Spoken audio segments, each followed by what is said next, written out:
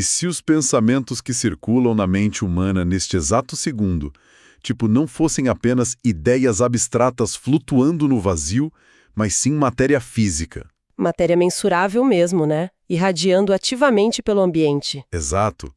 Essa é uma premissa quase assustadora. Porque colocar o ato de pensar na mesma categoria de um campo gravitacional ou de uma corrente elétrica é algo que contraria o nosso instinto mais básico. Com certeza, a gente normalmente trata o pensamento como uma nuvem puramente filosófica e impalpável. Mas mudar essa perspectiva muda absolutamente o jogo de como entendemos a realidade. Muda tudo? Pois é. A partir do momento em que retiramos a mente do campo filosófico e tentamos analisá-la com as réguas da física dura, somos forçados a questionar como as nossas intenções mais secretas interagem fisicamente com o espaço ao nosso redor. É uma reclassificação radical da consciência. E hoje, o nosso mergulho profundo vai dissecar exatamente a arquitetura dessa ideia tão radical. Sim, e temos muito material para isso. Muito.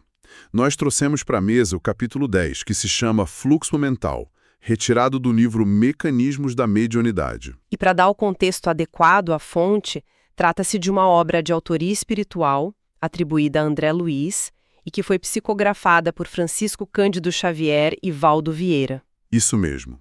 O fascinante em analisar esse material hoje é tentar entender a estrutura de um texto que constrói passo a passo uma ponte altamente técnica entre a microfísica, a neurobiologia e as propostas da espiritualidade. Mas é muito importante estabelecermos a premissa da nossa análise desde a primeira linha, sabe? O nosso papel aqui não é endossar crenças ou tomar partido de vertentes religiosas. De forma alguma. Nós vamos operar puramente como analistas diante de um código estrutural. Exatamente. O objetivo é observar a engrenagem lógica da obra de maneira imparcial.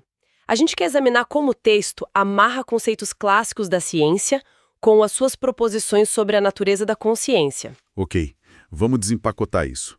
Porque o texto adota uma estratégia surpreendente logo de cara. Bem inesperada mesmo. Pois é. Quando se pensa em um livro de origem espiritual, a expectativa é que o primeiro parágrafo seja sobre virtudes ou, a natureza divina. Mas não é o que acontece. Não. A fonte nos obriga a pegar o microscópio imaginário e olhar para o comportamento físico dos elétrons. É um movimento argumentativo de altíssima precisão. Antes de propor qualquer tese sobre a alma, a obra firma os pés num terreno cientificamente inquestionável. A microfísica elementar. Isso. O texto não pede que o leitor acredite na mente de forma cega.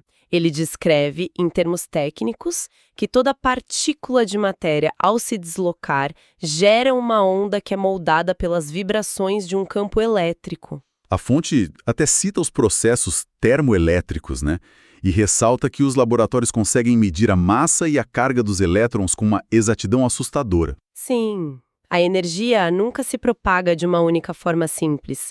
Ela se difunde em partículas infraatômicas e pulsações eletromagnéticas que ocorrem simultaneamente. É um manual de física pura. E essa fundação serve para mostrar as leis irrevogáveis da energia no mundo visível.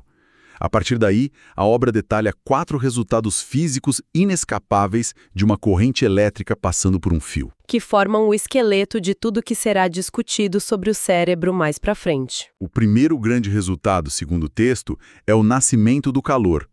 E para visualizar isso sem jargão, dá para imaginar uma multidão gigantesca de pessoas. Uma multidão correndo. Isso, precisando correr apressada por um corredor muito estreito. É impossível que essa massa se desloque rápido sem esbarrões constantes, ombro a ombro. Esse atrito gera calor e agitação. Uma analogia perfeita para a mecânica causal do calor. No mundo microscópico, o fio é esse corredor estreito, e os elétrons livres são a multidão apressada. Exato. E a fricção desses elétrons agitados é o efeito Joule. Sim, mas a lista de resultados não para na temperatura. O segundo resultado destacado no texto é a formação de um campo magnético. O que é vital, né? O impacto não fica restrito ao metal do fio. Não fica. As forças ondulatórias se expandem, criando um campo de influência ao redor. E o terceiro resultado é a produção de luz, a incandescência. E o quarto seria a ação química, certo? A capacidade de a corrente alterar a estrutura das substâncias. Exatamente. Calor, magnetismo, luz e ação química. O texto nos entrega um manual de como a energia transforma a matéria palpável. E aqui que acontece a grande virada argumentativa do capítulo. Ele pega essas regras da eletricidade e aplica a um fenômeno que não pode ser segurado numa pinça de laboratório. A mente humana. Sim, se a eletricidade funciona produzindo calor e campos magnéticos, como essa mesma mecânica traduziria o funcionamento da mente? E aí a fonte introduz a partícula mental. O que é fascinante aqui é como a obra rejeita a ideia de que o pensamento é um subproduto fantasmagórico da biologia. Um mero acaso biológico. Pois é. A argumentação se apoia na tese de que os desejos profundos geram correntes mentais reais e substanciais. A mente emite matéria radiante. O pensamento sai da categoria abstrata e entra na categoria de força física elementar. Exato. E a fonte usa uma analogia belíssima, comparando a mente a uma chama que arremessa fótons em todas as direções. E a intensidade dessa força, o impacto no ambiente, depende inteiramente da frequência da onda emocional gerada, né? Isso mesmo. A frequência muda de acordo com o estado mental do emissor.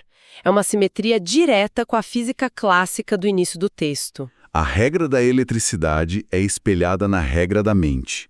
A intenção dita a frequência e a frequência determina a força do impacto material. As implicações disso são estrondosas. Pensar não é um evento passivo.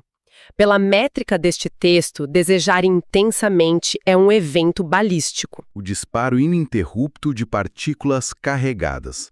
Mas se a mente opera gerando matéria com tanta sofisticação, a evolução disso levanta uma dúvida. Nossa intuição diz que o pensamento é uma glória exclusiva da biologia humana.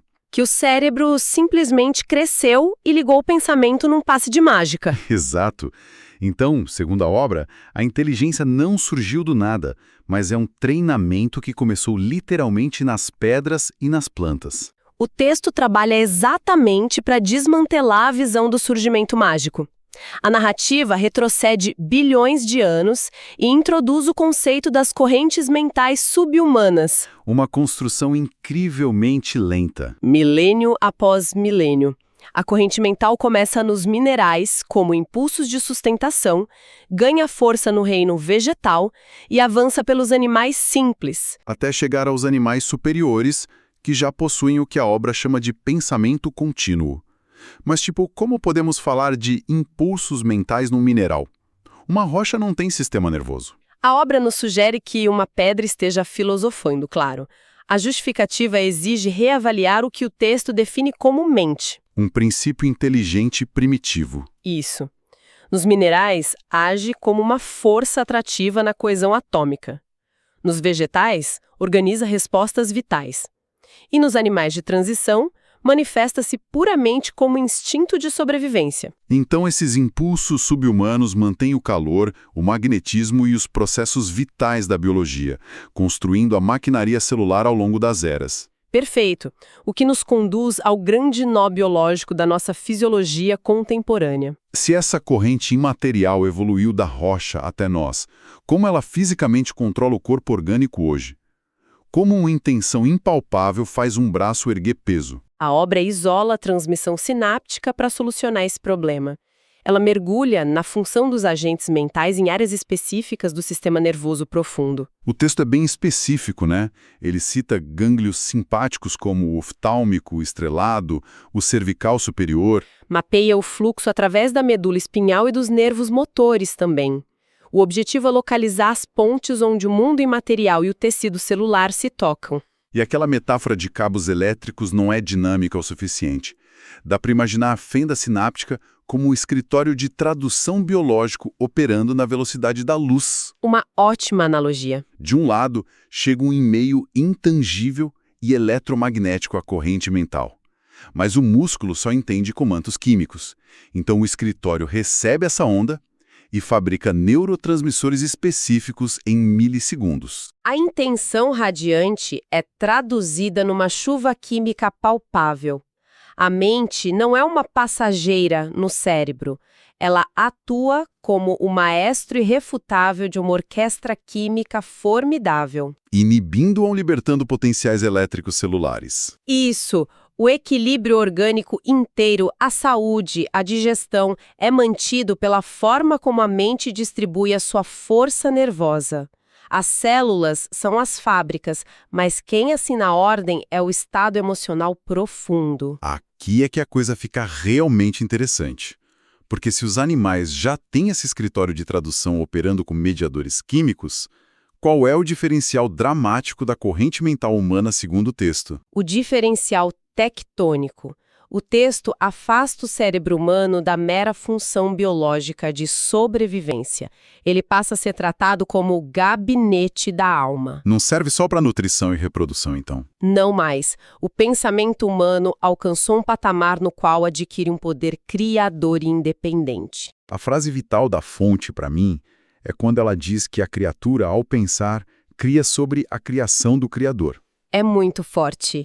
Desloca o ser humano para o papel de força co-criadora ativa, manipulando a realidade material a partir do interior. E o mapeamento anatômico que o texto propõe para documentar isso é assustador. São 6 etapas no arco reflexo, certo?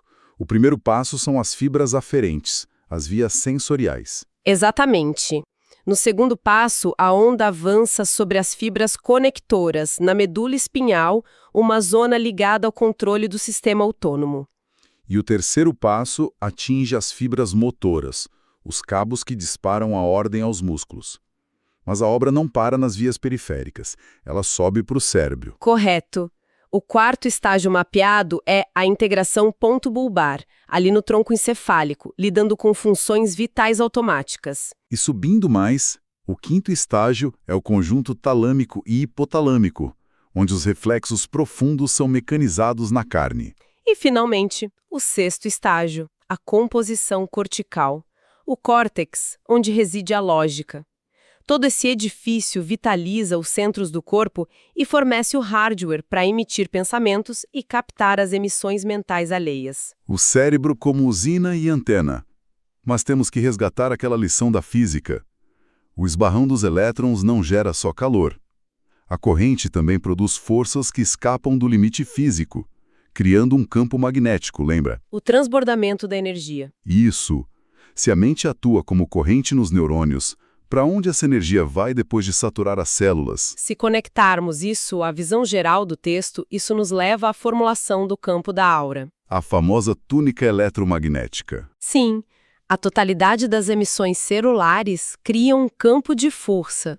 A alma veste uma túnica imaterial tecida ativamente pelas irradiações dos nossos próprios desejos íntimos. É um processo mecânico de autoexteriorização. A intensidade do pensamento preenche a mente até transbordar a pele humana e passa a atuar magneticamente sobre tudo que tiver afinidade com ela. E a aura não é tratada de forma mística na obra. É um campo gravitacional humano de atração e repulsão, puramente baseado em física de afinidade. Vibrações iguais se procuram. Mentes emitindo desespero puxam as ondas de desespero do ambiente. Mentes em harmonia recolhem ecos de simpatia externa. E a comparação final do capítulo é monumental. A comparação com o campo proposto por Einstein. Sim. O decaimento gravitacional. A ação da onda mental diminui à medida que se afasta do emissor, tornando-se ínfima com a distância. Mas isso é incrível, ela se propaga no universo infinito. Ela jamais se apaga no vácuo espacial. A assinatura de um pensamento viaja eternamente. A fonte sacramenta que não há barreira separando a mente e a realidade cosmológica. É uma recapitulação rápida da nossa jornada de hoje.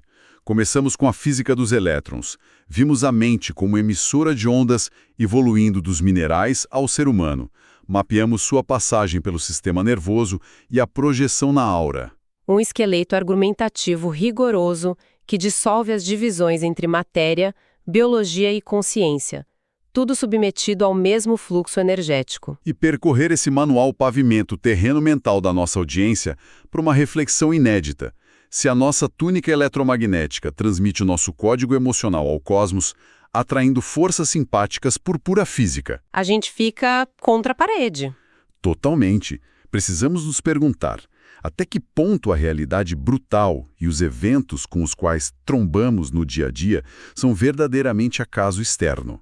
E até que ponto a realidade é apenas o universo devolvendo o eco exato e ininterrupto das nossas próprias ondas mentais mais secretas.